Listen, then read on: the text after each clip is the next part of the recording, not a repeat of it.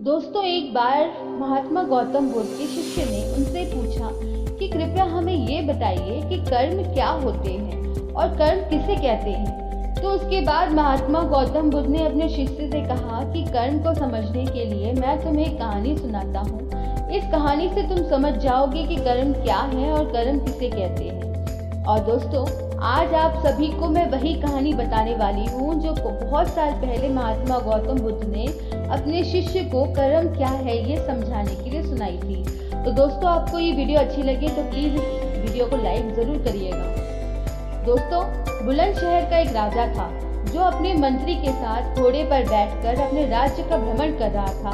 राज्य का भ्रमण करने के बाद राजा एक दुकान के पास रुक गया और रुकने के बाद राजा ने अपने मंत्री से कहा कि मंत्री जी, मालूम नहीं क्यों लेकिन मुझे लगता है कि इस दुकानदार को कल के कल फांसी की सजा सुना दूं और मुझे इसे मृत्यु दंड देने की इच्छा भी हो रही है।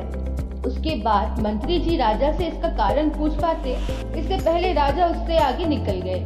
मंत्री ने इसका कारण पता करने के लिए अगली सुबह भेष बदलकर आम जनता का रूप धारण करके उस दुकानदार के पास पहुंच गए। और वैसे तो दुकानदार चंदन की लकड़ियों को बेचने का कार्य करता था। इसके बाद मंत्री जी ने दुकानदार से पूछा कि भाई, आपका काम कैसा चल रहा है। उसके बाद दुकानदार ने कहा कि भाई, बहुत ही बुरा हाल चल रहा है। लोग दुकान पर आते हैं, चंदन को सूंघते हैं और फिर उसकी प्रशंसा तो बहुत करते हैं, लेकिन खरीदता तो कोई भी नहीं।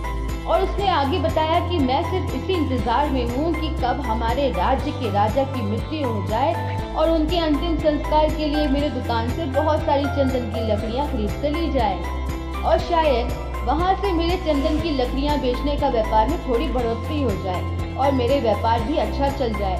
तो इसके बाद मंत्री को सब बात समझ में आ गई कि यही वो नेगेटिव यानी नकारात्मक विचार है जिसने राजा के मन को भी नकारात्मक बना दिया।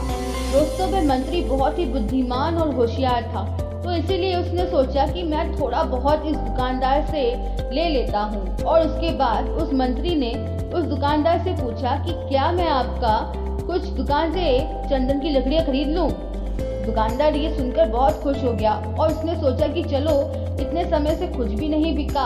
और इसके बाद उस दुकानदार ने कुछ चंदन की लकड़ियों को अच्छी तरह पैक करके उस मंत्री को दे दिया। दोस्तों, उसके बाद मंत्री अगली सुबह राजा के दरबार में पहुंच गया और उसने राजा से कहा कि राजा, वो जो दुकानदार है ना, उसने कुछ चंदन की लकड़ियां आपके लिए तोहफे के रूप में भेजी है। ये बात सुनकर राजा बहुत खुश हुआ और उसने मन ही मन सोचने लगा कि बेकार में मैं उस दुकानदार के बारे में गलत सोच रहा था।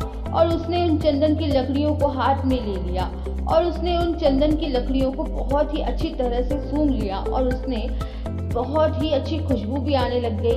दोस्तों, राजा इससे बहुत ही ज्यादा खुश हुआ और उसके बाद राजा ने अपनी मंत्री के हाथ उस दुकानदार के लिए बहुत सारे सोने के सिक्के भी भिजवा दिए।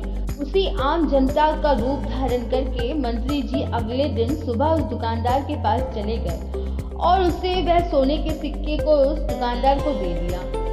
दोस्तों, उसके बाद दुकानदार बहुत खुश हुआ और मन ही मन उसने सोचा कि मैं बेवजह अपने राज्य के राजा के बारे में गलत सोच रहा था। राजा तो बहुत ही ज्यादा दयालु है। और यहीं पर महात्मा बुद्ध जी ने कहानी को खत्म किया। ये कहानी जब खत्म हुई तब गौतम बुद्ध ने अपने शिष्य से कहा कि अब आप बताइए कि कर्म क्या होते हैं।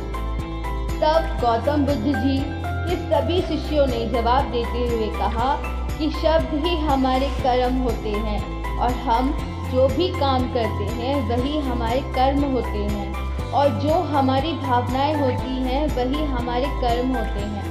महात्मा गौतम बुद्ध जी के सभी शिष्यों के जवाब को सुनने के बाद महात्मा गौतम बुद्ध ने कहा, अगर आपने अपने खुद के विचारों पर नियंत्रण पाना सीख लिया तब आप एक महान इंसान बन जाते हैं। जब आप अच्छा सोचते हैं तब आपके साथ अच्छा ही होता है और वो होता ही रहेगा।